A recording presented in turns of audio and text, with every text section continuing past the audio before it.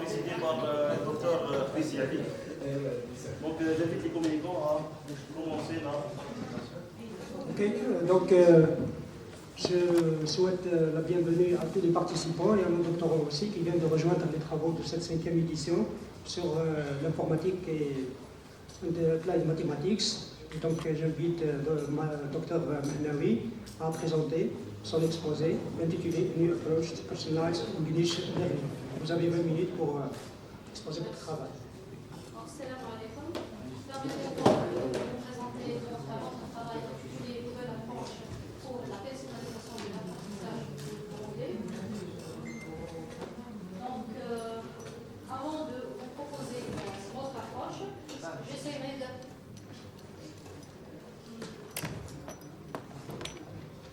Donc, avant de vous proposer notre approche, j'essaierai de donner un aperçu sur l'apprentissage personnalisé. Enfin, bref, c'est juste une petite introduction de l'apprentissage personnalisé, suivie directement par l'objectif de ce travail. Avant de conclure, je vous présente les résultats de l'expérimentation qui a été menée au niveau de notre département avec les étudiants de notre département.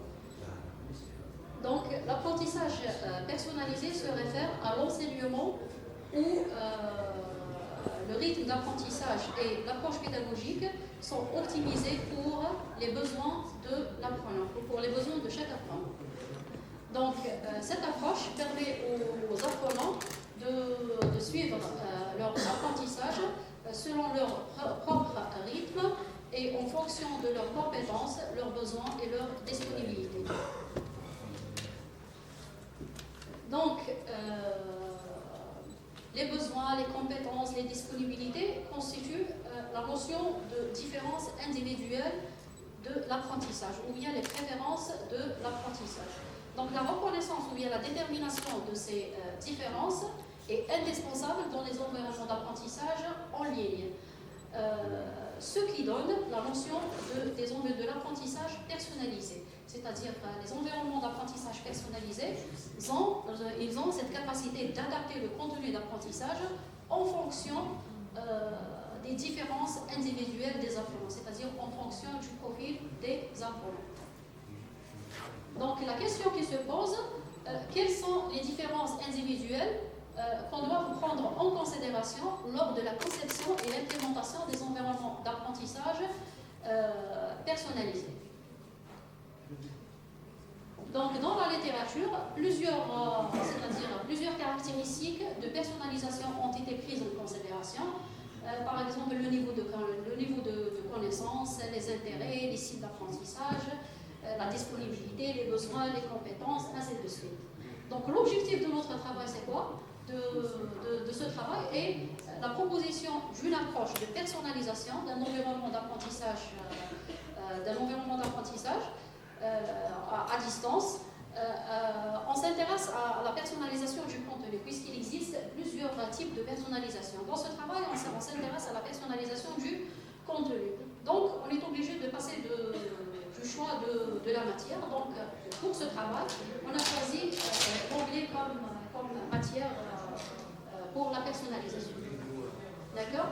Donc, l'approche de personnalisation proposée est basée sur la génération de scénarios adaptés aux caractéristiques des apprenants.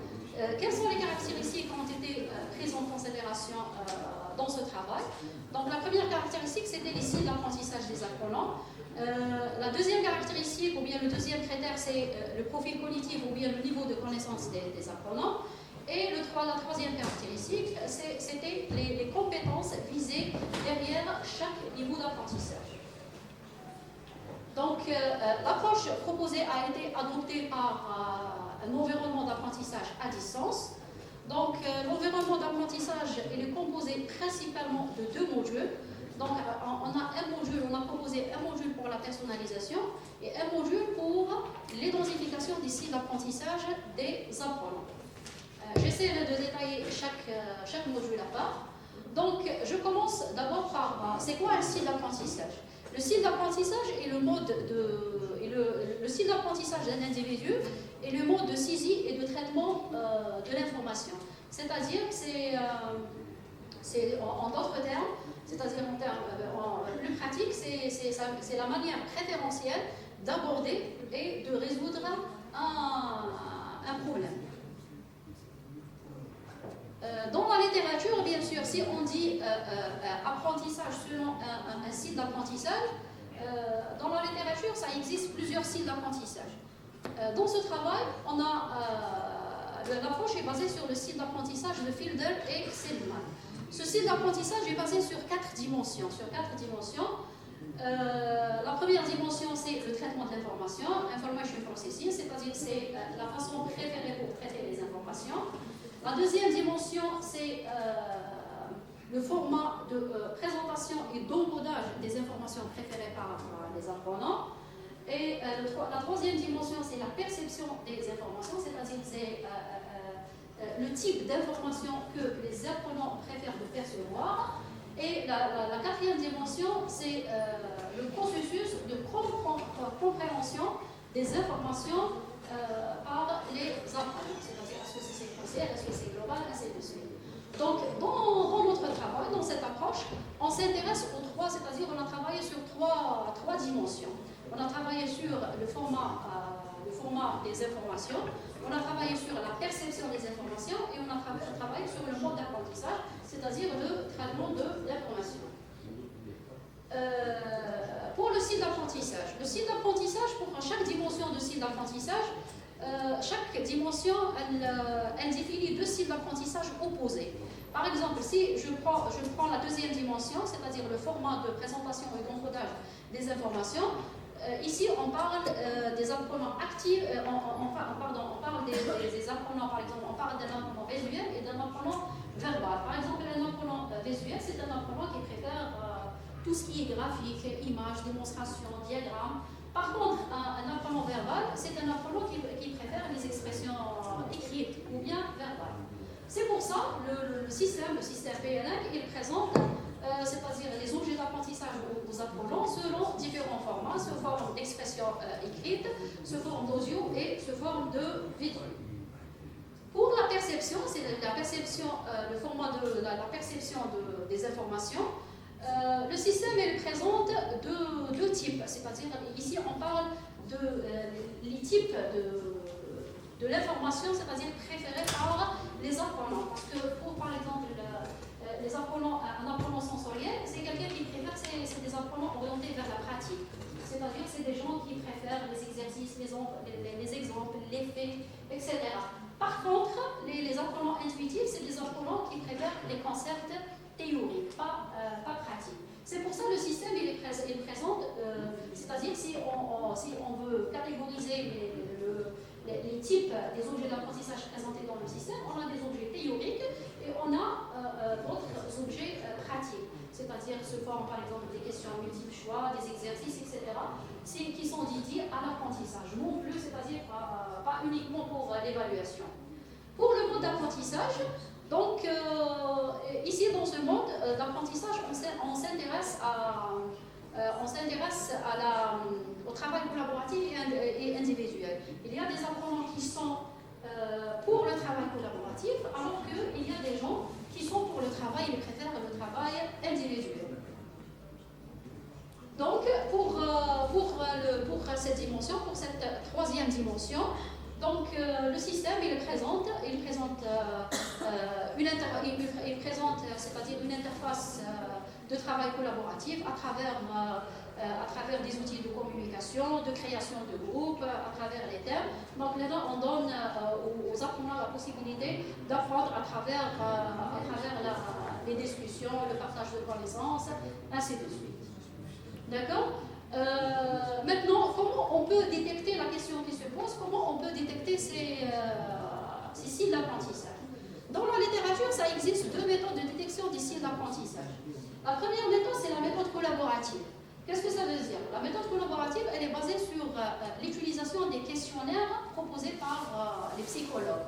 C'est-à-dire, les apprenants sont appelés, ou bien même les utilisateurs, parce que ça existe sur Internet, il suffit de répondre à un ensemble de questions et le système, automatiquement, il va calculer le style d'apprentissage en fonction des réponses. Donc ici, malgré que la méthode, elle est simple, mais elle présente, c'est-à-dire beaucoup de faiblesses. ces faiblesses, c'est le manque de conscience, c'est-à-dire de la part des apprenants de leur propre réponse. C'est-à-dire ils ne savent pas, c'est-à-dire des fois, qu'est-ce qu'ils ont donné comme réponse. De plus, le système ici, il considère que le cycle d'apprentissage, il est statique. C'est-à-dire, malgré que le cycle d'apprentissage, il est dynamique, c'est-à-dire il change avec le temps. Alors que la deuxième approche de détection des cycles d'apprentissage, c'est l'approche automatique. Donc, l'approche automatique, elle est basée sur l'analyse du comportement d'apprentissage durant la réalisation des activités pédagogiques. Donc, notre travail, il s'intègre dans cet axe, c'est-à-dire dans ce travail, on a intégré un module de détection automatique des cycles d'apprentissage des apprenants basé sur l'investigation du comportement d'apprentissage. C'est-à-dire, le système, ce module, qu'est-ce qu'il va faire?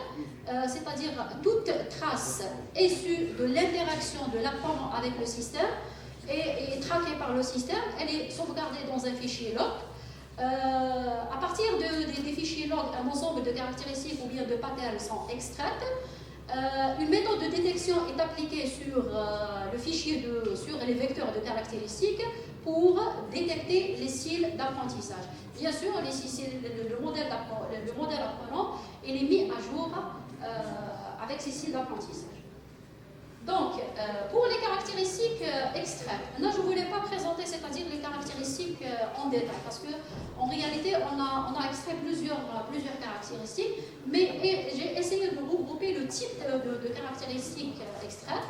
Donc, on a extrait des caractéristiques par rapport aux tendances sociales, c'est-à-dire les orientations sociales des apprenants, c'est-à-dire est-ce qu'ils sont orientés vers le travail collaboratif, non, etc.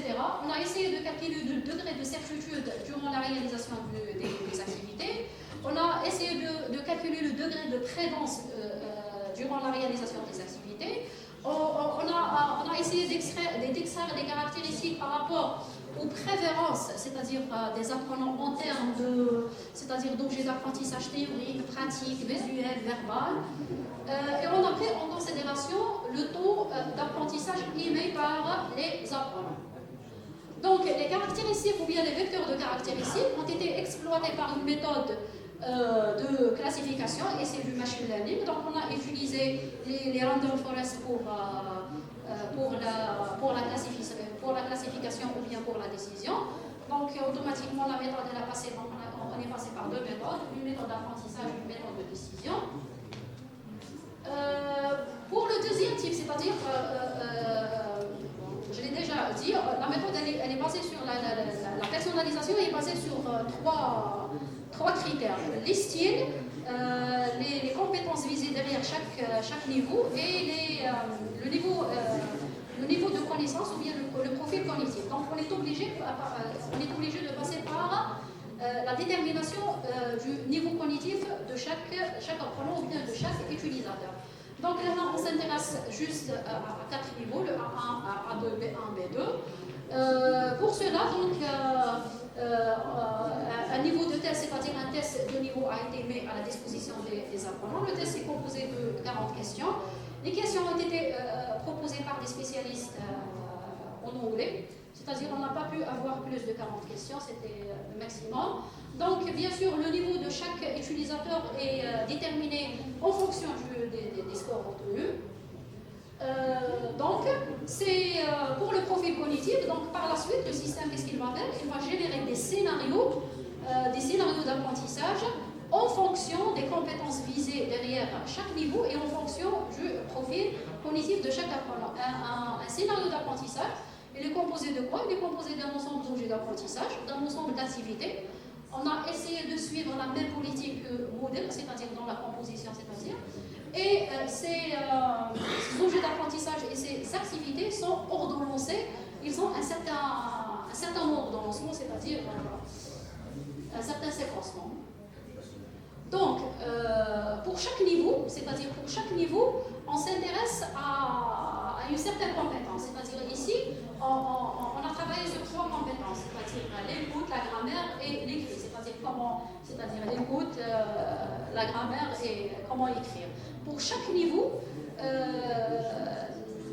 le degré d'importance de la compétence change bien sûr. Ici, le degré d'importance de chaque compétence est représenté à travers des étoiles, plus bien sûr on a des étoiles, plus la compétence est plus importante pour le niveau. D'accord? Donc en fonction, c'est-à-dire en fonction du niveau cognitif, c'est-à-dire le niveau de connaissance, et en fonction de la compétence visée dans le niveau, c'est-à-dire le système il va proposer plusieurs objets d'apprentissage, plusieurs scénarios qui contiennent des objets audio, c'est-à-dire vidéo, qui visent la grammaire, l'écrit, ainsi de suite. Donc, pour l'expérimentation, c'est-à-dire on a une petite expérimentation a été menée au niveau avec les étudiants de notre département. Donc, pour cette expérimentation, le nombre de participants était 73. C'était des étudiants de 3e année et de 1re année master. Pour l'expérimentation, parce que le système il est composé de deux parties, deux modules différents, c'est-à-dire un module pour la personnalisation et un module pour l'identification automatique des styles d'apprentissage. Donc on doit passer par deux types d'expérimentation. Là, malheureusement, on n'a pas eu le temps d'expérimenter les deux parties. Donc on a commencé juste par l'expérimentation de la première partie, c'est-à-dire l'identification des styles d'apprentissage. Donc pour cette expérimentation, au début, les apprenants, qu'est-ce qu'ils ont fait? Ils ont répondu au questionnaire ILS, Index of Learning Skills, ça existe sur Internet. C'est un questionnaire qui est composé de 44 questions, 11 questions pour chaque dimension. Donc, toute trace issue de l'interaction avec le système a été enregistrée dans un fichier log. Les fichiers log sont storés dans un format XML pour l'étape du pré-processing, c'est-à-dire pour éliminer les traces inutiles, redondantes, qui n'ont pas de sens, et on va garder que les traces pertinentes pour nous. Donc les résultats obtenus par les questionnaires ILS ont été, avec les valeurs des patterns qu'on a calculés, qu'on a proposés, ont été utilisés pour construire le modèle du classifieur. Donc, pour l'évaluation de l'identification automatique des sites d'apprentissage, donc 4 métriques ont été utilisées pour l'évaluation. Donc, on a utilisé le rappel, la précision, l'exactitude, le F1 qui est la moyenne harmonique entre précision et rappel. Donc, on a remarqué que pour les résultats, on a remarqué que le classifieur, les random forest, donc ils ont présenté une grande capacité pour la détection ou bien la prédiction des sites d'apprentissage des apprenants, c'est-à-dire avec une moyenne de 90% pour les 3 dimensions. Donc, pour conclure, donc, on a présenté, dans ce travail, on a présenté une approche pour la personnalisation des environnements d'apprentissage. On a présenté une approche pour la personnalisation de l'apprentissage. L'approche elle est basée sur le niveau d'apprentissage, sur le niveau de connaissance, sur les styles d'apprentissage et sur les compétences visées derrière chaque niveau d'apprentissage. On a proposé un module de détection automatique des styles d'apprentissage. La première partie, c'est-à-dire la première partie du travail a été testée avec une expérimentation réelle, c'est-à-dire avec un échantillon réel des étudiants. Donc ça reste la deuxième partie qu'on souhaitait, c'est-à-dire tester dans le futur. Bien sûr, ça reste, donc l'obstacle majeur ici, c'était le contenu de la matière, c'était l'anglais. D'habitude, on teste sur nos propres matières, c'est-à-dire on manipule, à la base, le contenu c'est quoi, on peut présenter la matière sous différents formats. Donc ici, c'est-à-dire on avait besoin de consulter d'autres spécialistes, chose qui n'est pas facile. Donc dans le futur, on souhaite, c'est-à-dire communiquer avec des spécialistes en anglais pour enrichir la partie contenu. De plus, on souhaite, c'est-à-dire traiter d'autres caractéristiques, d'autres différences des apprenants. Donc, sur ce, je termine. Je vous remercie pour votre... Merci, Dr Mahnaoui, pour l'exposé et sa clarté. Donc, je passe la parole à l'assistant s'il y a des remarques, des questions.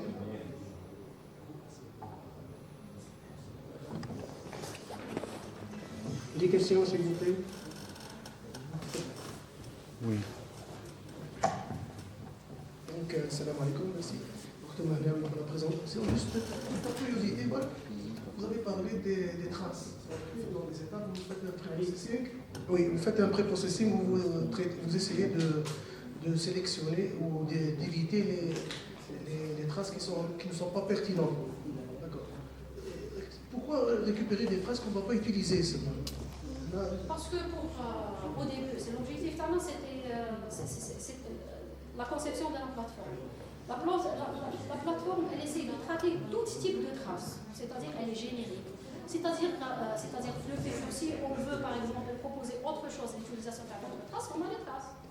Par la suite, on traite juste les traces. Pour les sites d'apprentissage, on a besoin d'un certain nombre de traces. Peut-être pour un autre travail, on aura besoin de d'autres. Donc la plateforme elle était générale, ça va vous récupérer le On a maximum. essayé de traquer tout type de traces possibles. Par la suite, on sélectionne selon l'objectif, on va sélectionner les traces qui vont être utilisées. D'accord, merci. Une petite précision, est-ce qu'il n'y a pas, lors de la phase de pré-traitement, il n'y a pas d'épuration de certains attributs? Vous prenez toute la trace, ou bien tous les attributs au niveau de chaque trace sont pertinents pour votre analyse? Non. C'est-à-dire, là, je n'ai pas présenté toutes les traces qui ont été utilisées, parce que c'était un tableau défini 1, 2, 3, 4, 5, 6, 7. Donc j'ai essayé juste de regrouper, c'est-à-dire pour ne pas... Et pour les traces, on a calculé, c'est-à-dire qu'on a essayé de regrouper des traces à travers des indicateurs. Oui, on a proposé des formules pour calculer les valeurs des indicateurs. Donc là, je n'ai pas présenté les traces, c'était un tableau bien défini, c'est-à-dire le nombre est bien précis. Merci. Une autre question. Est-ce que le style, on le fixe une fois pour toutes? C'est l'avantage de la détection automatique. La détection automatique, c'est que la détection, l'identification des traces, elle est dynamique, elle n'est pas statique. C'est-à-dire au contraire de la méthode traditionnelle qui est basée sur l'utilisation des questionnaires. C'est-à-dire on répond directement la première fois au questionnaire et si fini, c'est bon, c'est-à-dire le style est sauvegardé de le profil et c'est bon, c'est terminé. Donc c'est une faiblesse par rapport à la première méthode, la méthode collaborative. C'est pour ça que là, on a utilisé, on s'est basé sur une approche automatique, c'est-à-dire on essaie toujours de faire la mise à jour. C'est dynamique. Pour la même personne, Pour la même personne. à un moment donné, il va avancer. Donc, on peut, selon le comportement, on peut changer le style. Change, donc automatiquement le style va changer. Le système il va faire la mise à jour du style d'apprentissage. C'est un avantage, l'automatique par rapport au traditionnel. D'autres questions? يا شيخ وعدتني شيخ وعدتني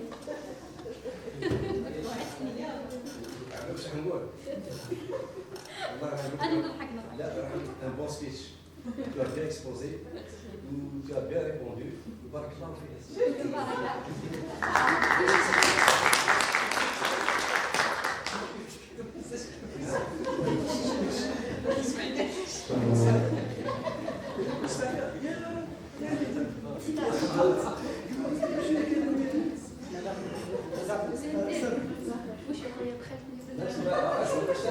ما شتاش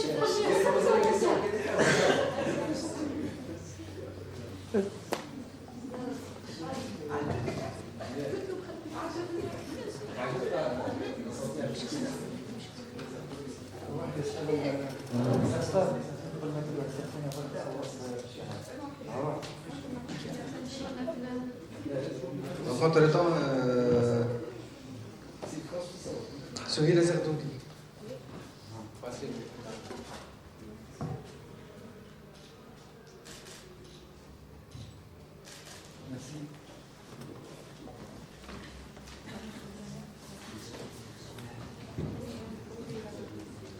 Donc on assiste à la présentation suivante, Souhila Zardoudi, qui va nous présenter un travail intitulé Towards a Proposal to Improve Learner Engagement on Online Learning Environments.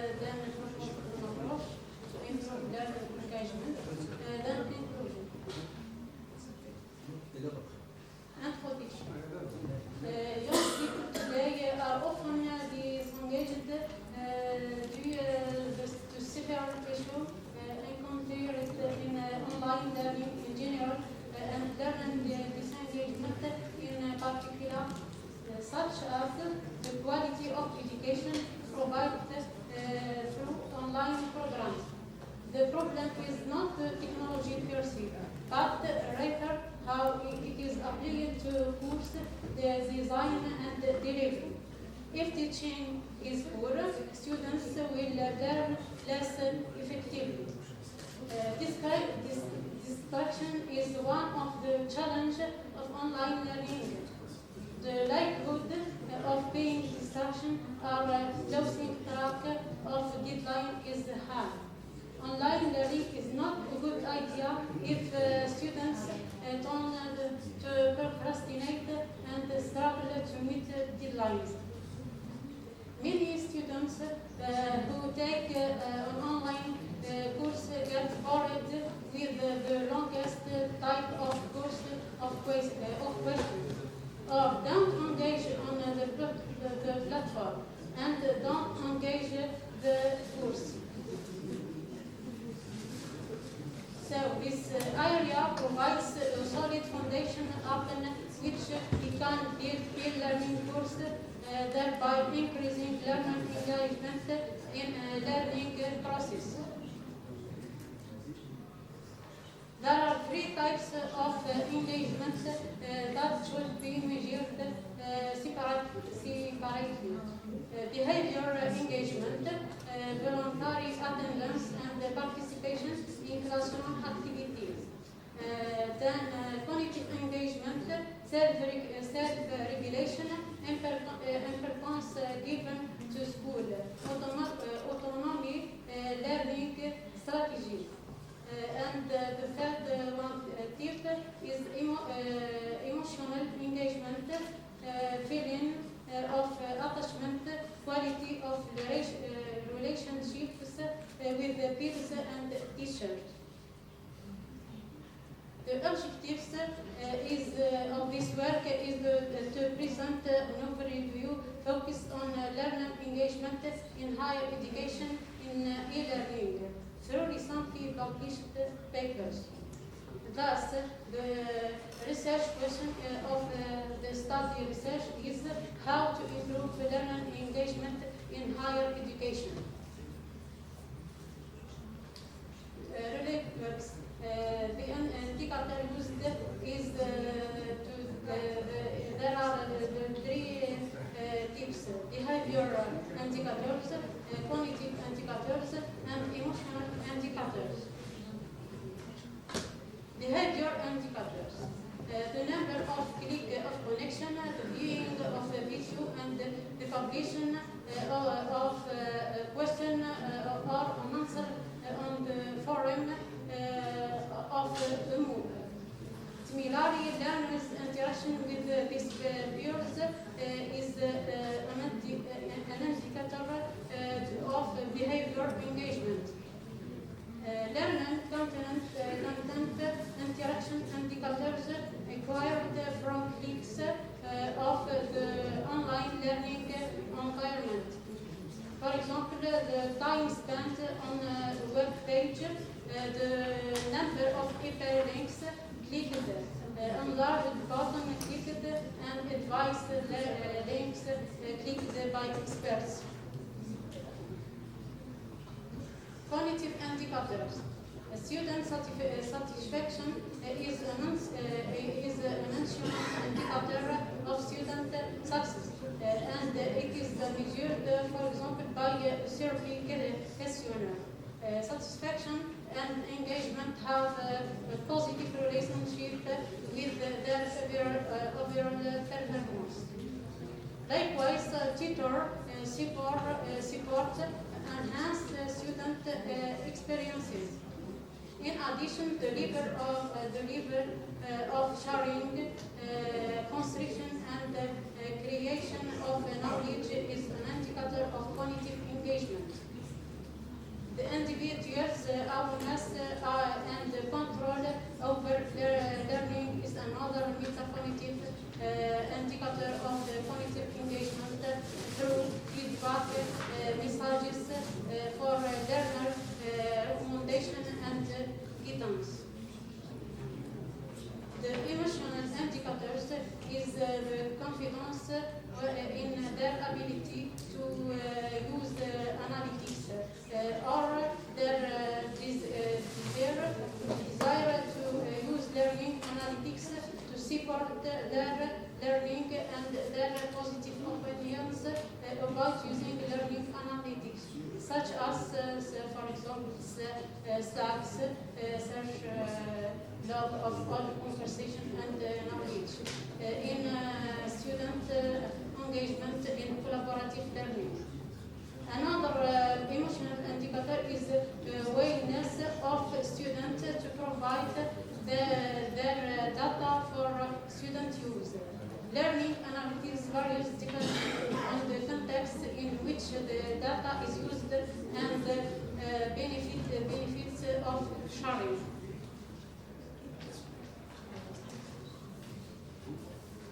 The proposed approach to improve learner engagement is the approach supports the relationship of and dependence between a student that is often encourages positive interaction and collaboration, such as saying, the voice, the listening, and the notice. Through chat rooms, discussion forums, and online conference. Students are challenged to increase their engagement through collaboration. When students feel heard and their idea and thoughts are valued while they study, their motivation and engagement increase. In this approach, we collect learners' traces from the online learning platform.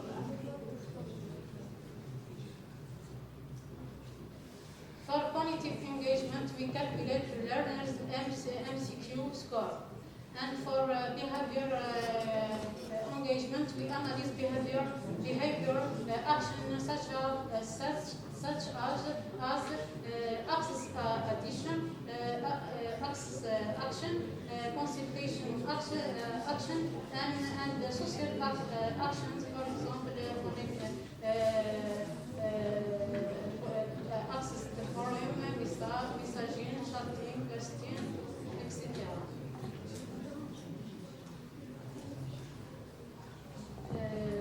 For the first one, they collect the learning traces and analysis with the system engagement of learner. And we collect separately cognitive engagement and behavior engagement. Then the score is very low. Return for calculate engagement. If the score is high, so the best score of engagement, cognitive and behavior, the engagement is improved.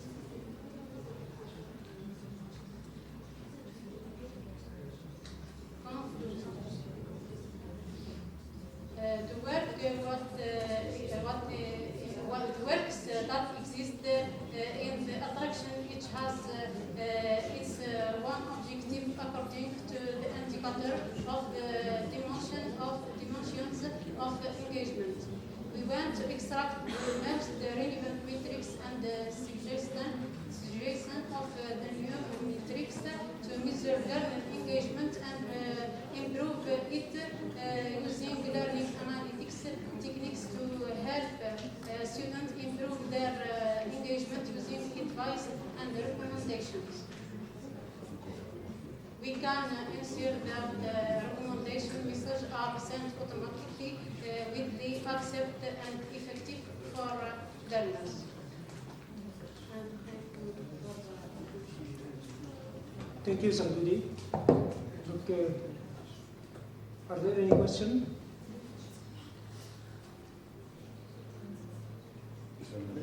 I have a question. In your approach, in your related work, you see that engagements are based on 3 dimensions.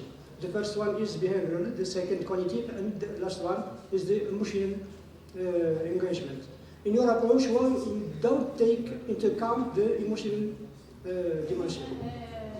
On a les deux types, cognitive and behavioral. Pourquoi pas la troisième dimension? Parce que vous avez des difficultés à la modélisation, à la prise en compte de cette dimension. D'accord. Merci. Des questions, s'il vous plaît? Monsieur Merci.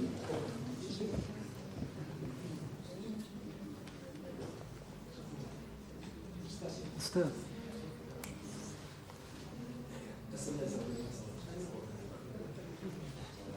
Allez.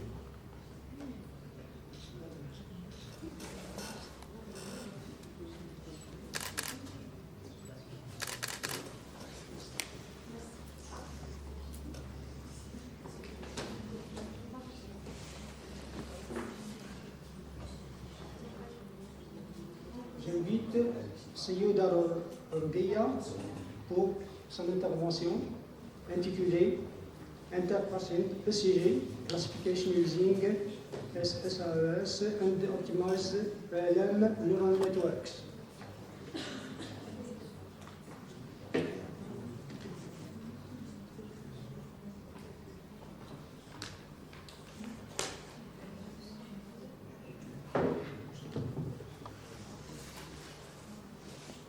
Ladies and gentlemen, Voilà. Oui, vous excusez, merci. ladies and gentlemen, thank you for being here today. I'm with you today to present my work which on title Interpatient ECG classification using 6 parts autoencoder and optimized extreme learning machine neural networks. This presentation is divided into mini sections. So firstly, introduction, we will present the tool used to analyze the state of the heart and the solution that can help cardiologists in their diagnosis. And we explain the artificial neural network and some types, and we continue by defining the genetic algorithm and electrocardiogram ECG. And in the next session, we explain the proposed method and discuss the obtained result. And finally, we finish this presentation by with a conclusion and some perspectives. So, firstly, introduction. Despite recent progress, cardiovascular disease are still among the main causes of death all over the world. An appropriate examination of the ECG constitutes an important tool for detecting cardiac arrhythmia, especially in long-time recordings. The computer-aided system provides significant solutions that can help cardiologists in their diagnosis. Accordingly, various methods have been proposed in the recent years to automatically analyze the ECG signals. In this paper, we propose the classification method based on two types of artificial neural networks. So, what is artificial neural network? Artificial neural network is an artificial representation of the human brain that tries to simulate its learning process. It is an interconnection group of artificial neurons that use a mathematical model for information pre-processing. It's also characterized by an architecture, a learning algorithm, and the type of activation function. The type of artificial neural network used are single hidden layer trained using extreme learning machine and autoencoder neural network. Subsection 2.2 Extreme Learning Machine. Extreme Learning Machine is a learning algorithm for single hidden layer feed-forward neural network. In this algorithm, the input and the bases are chosen randomly, while the output weight can be calculated analytically using a pseudo-inverse solution. The figure 1 represents the basic structure of extreme learning machine-based neural network with N inputs, M hidden neurons, and J output neurons. The second type of artificial neural network used is autoencoder. Autoencoder is a supervised learning algorithm that applies back propagation to give the target value equal to the inputs. By using autoencoder, an interesting information can be found with a limited number of hidden neurons. Autoencoder can be considered as a specific type of deep learning used to reduce the input space into the smaller representation. Figure 2 represents an example of autoencoder with 5 inputs and 3 hidden neurons. There exist many types of autoencoder. Among them, we use 6 parts autoencoder. So this type is improvised sparsity to avoid overfitting. The stick sparse autoencoder uses regularization technique to enforce sparsity. So this regularization technique penalizes the model during the training based on the sum of the weight values. The basic autoencoder has one single hidden layer, but when we use the multi-hidden layer, we talk about the stick sparse autoencoder. So the system of stick sparse autoencoder is a neural network composed of several layers of sparse autoencoder, in which the output of each one are connected to the input to the next one. Figure 3 represents the structure of stick sparse autoencoder with two hidden layers, where in the encoded part the signals are reduced into the smaller dimension for representation, and in the decoded part the signals are reconstructed. Section 3, genetic algorithm. The genetic algorithm was developed by Hanan and his colleague in 1975. It uses the mechanism of natural evolution to find optimal solutions to the defined problem. It started with the random generalization generated the population covering the search space, and then uses the process of reproduction that combine the biologically analogical selection, crossover, and mutation operation. So, first year selection consists of selecting the most suitable individual and letting them transfer their genes to the next generation. Second, crossover is the most important step in the genetic algorithm. So, the crossover point is chosen randomly in the genes chain for each parent pair to be muted. Mutation, some genes may be subjected to a mutation with a low random probability. In certain new offspring, this means that some bits can be flipped. Now, the electrocardiogram ECG in short. The electrocardiogram is a record of the electric activity of the heart that traces to the electric activity of the heart observed from the electrodes placed into the human skin. It contains important information about the diseases that affect the heart. ECG is characterized by 5 peaks, which are represented by the letter P, Q, R, and S, and T. There are 12 convolutional ECG leads placement. The 12 ECG leads are divided into 2 parts, which are the limb and the chassis. So the limb leads are placed into the arm and the legs of the individual, while the chest or precordial leads are placed into the left side of the chest.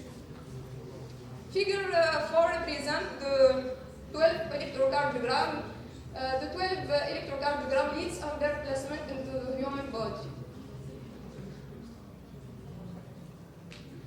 The ECG is composed of several waves, intervals, and segments, each of them corresponding to different cycle stages. So the figure 5 represents the normal heartbeat with their waves, intervals, and segments. There exist many types of features used to define the ECG bits, such as the statistical features summarize the statistic in the time domain. The features based on the interval are calculated after localizing the fiducial point, for example, QRS and T-wave duration. The dynamic features are based on the interval between peaks of different heartbeats, for example, previous and posterior RR intervals. And the last feature is the morphologic feature. This type can be given by interpolation, which reduces the number of points representing the heartbeats. Subsection 3.2, classification of the ECG. Heartbeat classification method can be divided into 2 major categories based on how pre-processing, feature extraction, and classification steps are carried out. So the first category includes the traditional approach, in which the feature extraction and classification are performed separately, while the second category includes the technique of deep learning, in which the feature extraction and the classification are performed automatically in the same architecture. Now we will move to explain the proposed method. So the object of this paper is to develop a more performing method with a simple structure to classify ECG heartbeats efficiently based on a stick sparse autoencoder used as feature extraction and optimize the extreme learning machine neural network as classified. The motivation behind the proposed method are capability of the state-sparse autoencoder to represent automatic feature and to avoid the pre-processing and feature selection phase. The output of the optimized extreme learning machine neural network are calculated directly in one step using pseudo-inverse solution. This allows the very fast learning step and the importance of activation function to improve the performance of the neural network and to give better generalization capabilities. In order to enhance the performance of our neuron classifier, we propose using different sigmoid function for the hidden neurons. More precisely, we propose using different value of the parameter A and B. A represents the slope coefficient and B the base coefficient. We consider the problem of defining the parameter of the sigmoid function as the optimization problem, and we use the genetic algorithm to resolve it. Figure 6 represents the principal scale of the proposed method. So, after segmentation of the heartbeat from the MidHealth arrhythmia dataset, state-sparse autoencoder are used to extract the automatic feature.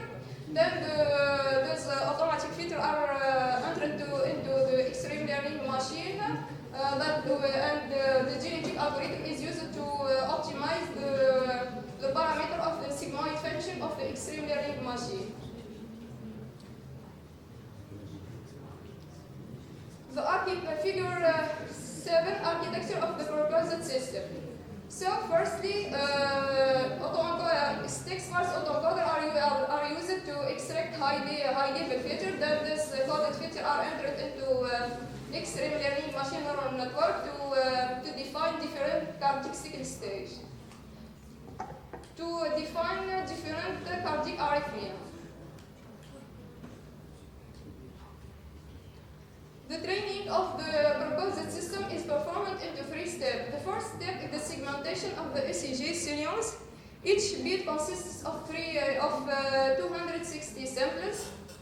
Second step is the training of the sparse autoencoder using unsupervised learning algorithm, and we use a validation set taken from the training data to evaluate the structure of autoencoder, number of layer and number of neuron in each layer.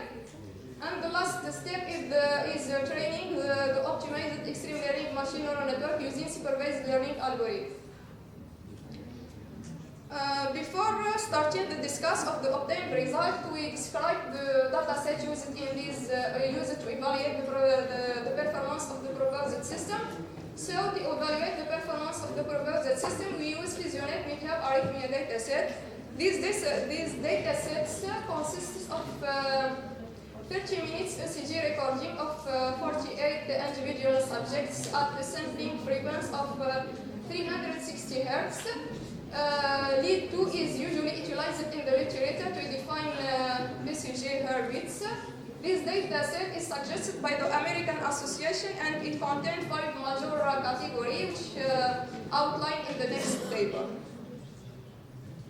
This table represents the 5 major category of the MidHealth arrhythmia dataset suggested by the American Association. In the following figure, some example of heartbeats. Figure 8 represents an example of ECG beats, especially for the normal class, and its corresponding automatic feature obtained in the encoding step. In this case, the original bits is coded with 30 features. These features provide a good reconstruction of the original bit, which with a negligible error. And both the original and the reconstructed bit are almost equal. Table 1 represents the classification result of the proposed classify and the conventional extreme learning machine neural network over the MidHealth arrhythmia dataset. We note from this table that the proposed method outperformed the conventional extreme learning machine neural network in terms of overall accuracy, with a small number of hidden neurons and number of iteration.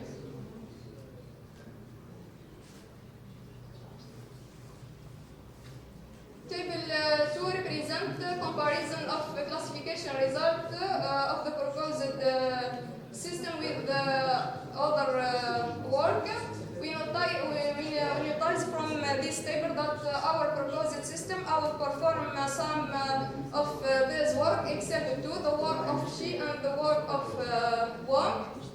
Although these two work have better result than our proposed system. Our proposed system is much simpler, but because it is based on one single layer of stakes pulse autoencoder and few number of neurons. However, the work of Xi and Wang use many number of features and several layers.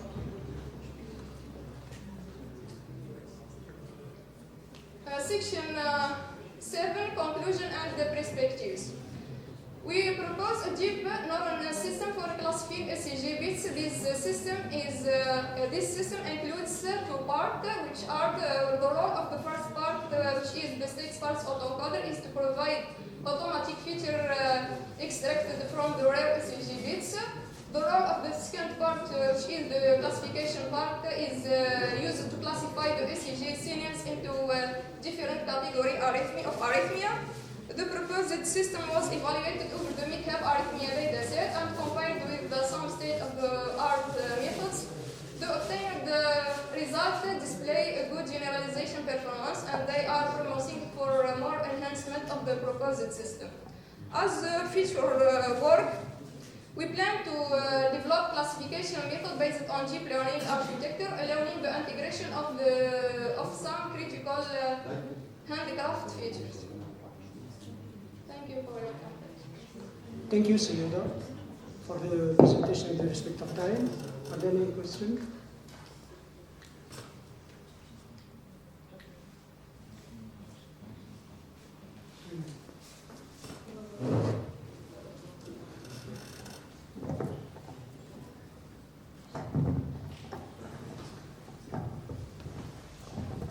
Salam alaikum.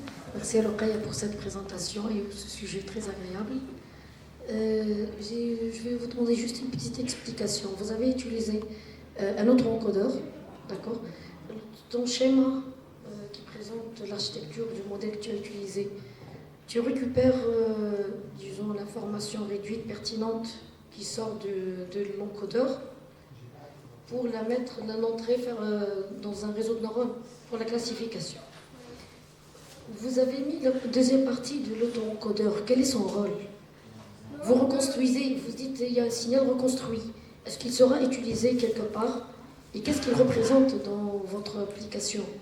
L'auto-encodeur, on a utilisé pour faire l'extraction des caractéristiques. Donc tu as utilisé uniquement la première partie, celle de l'encodeur.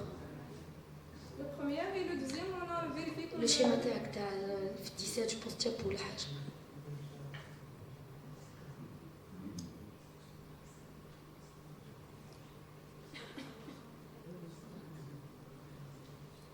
عندك le signal تخليه l'auto-encodeur, il passe par deux parties.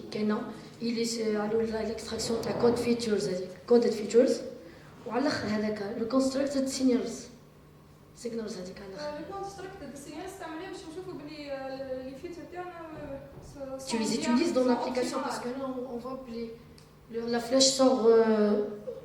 Vous avez utilisé la première partie de l'auto-encodeur comme un réducteur de données, pour la réduction de données, pour l'extraction des données pertinentes, c'est tout.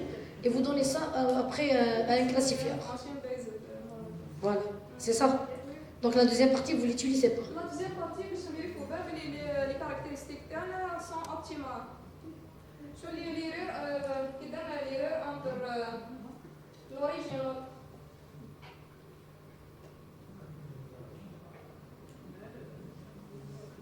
La figure هذه كي درنا l'erreur entre l'original signal والconstructed بلي l'erreur تاعهم 0,000. يعني الفيتشر اللي خرجوا لنا هذا sont pertinentes. Oui, merci. Merci, c'est tout, c'était juste ça. Ok, merci. D'autres questions? Sinon, j'ai une petite question. Moi, je ne vois pas vraiment dans votre présentation quel est l'intérêt d'utiliser des algorithmes génétiques, puisque vous ne les intégrez pas de manière cohérente avec l'approche. Je peux voir votre approche, tout encodeur, et réseau de neurones, multicouches, etc. Sans les algorithmes génétiques, je peux greffer n'importe quel type d'algorithme. Quel est l'intérêt d'utiliser les algorithmes génétiques dans votre approche? جربنا البي اس او لقينا بالجينيريزاسيون استعملنا الجينيتيك الجوريثم mieux que le pseudo. Donc c'est à partir d'expérimentation. Ok, d'accord, merci. Mohamed, oui. Bismillah ar-Rahman ar-Rahim. Et je pense ما فهمتش la question. وقال لك pourquoi هل استعملتي les algorithmes génétiques مادام استعملتي l'auto encoder و les neurones هل استعملتي استعملنا الجينيتيك Absolument. نوتيليزو بهم لي بارامتر دو فونكسيون داكتيفاسيون سيمبل.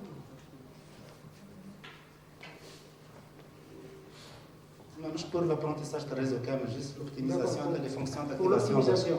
Ok, parfait. C'est bon. Parfait.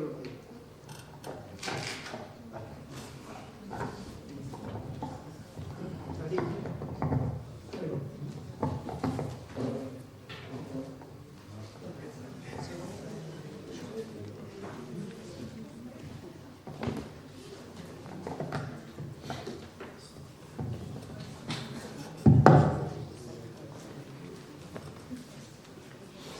مروان.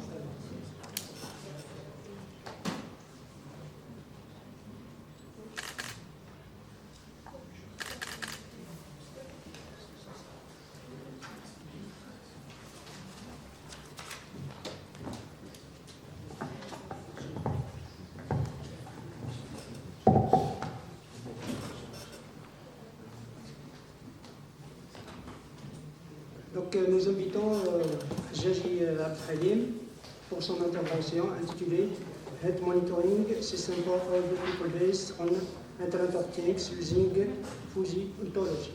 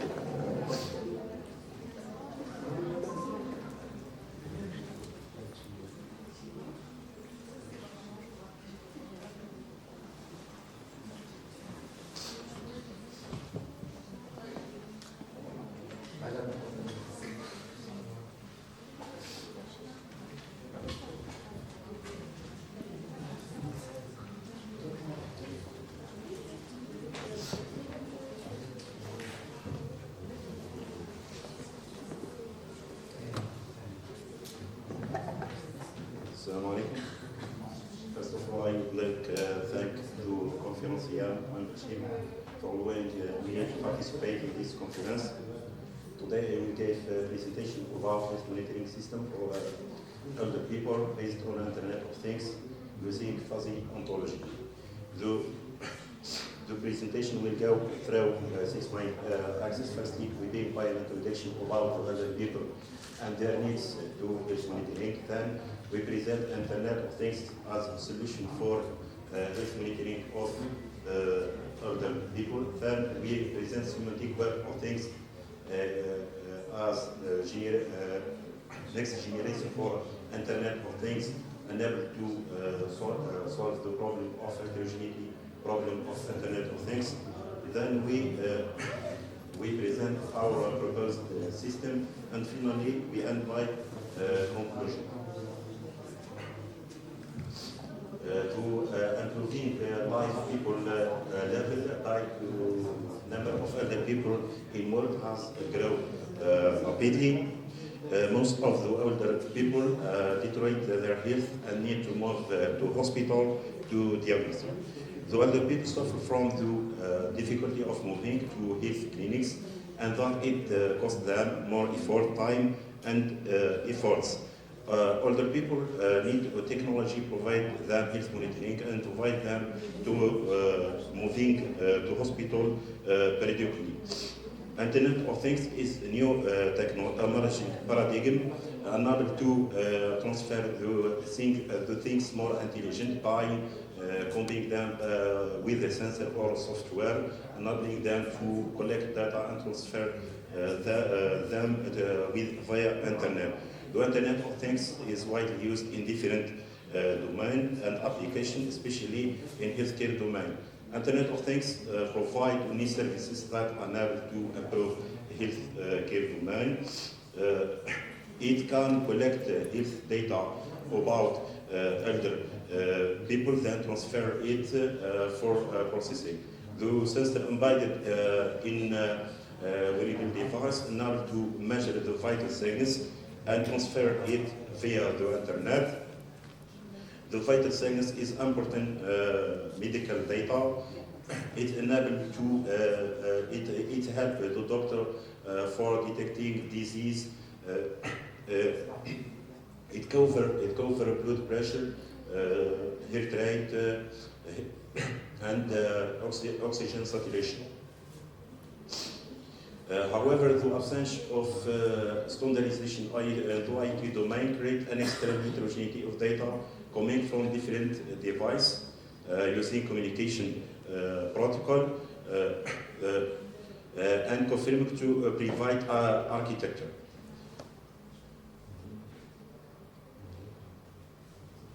Semantic Web of Things is the integration of the Internet of Things with the semantic web, focusing to enable to share and to create and share data using standard vocabularies. The semantic web of things is based on semantic web. The semantic web is the next generation of the web. It's enabled to make the machine more understandable. It's based on technologies like URI, RDF, and SPARQL that enable to retrieve the information. The ontology is the backbone of the semantic web, is enabled to define the concept and the relationship between concepts in a domain to achieve a consistent understanding of this domain. Ontology allows exchanging data among systems and providing interoperability among systems. It providing precise definition for sources to make them suitable for processing. However, the semantic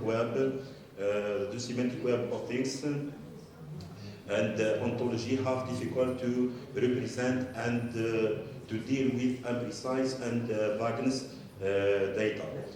In recent years, the research introduced the concept of fuzzy logic is an extension of Boolean logic based on fuzzy set theory, enabled to deal with imprecise and vagueness data. Fuzzy set introduced the concept of partial membership, where an element can be a member of a set with certain degree between 0 and 1. Fuzzy logic simulates human reasoning in dealing with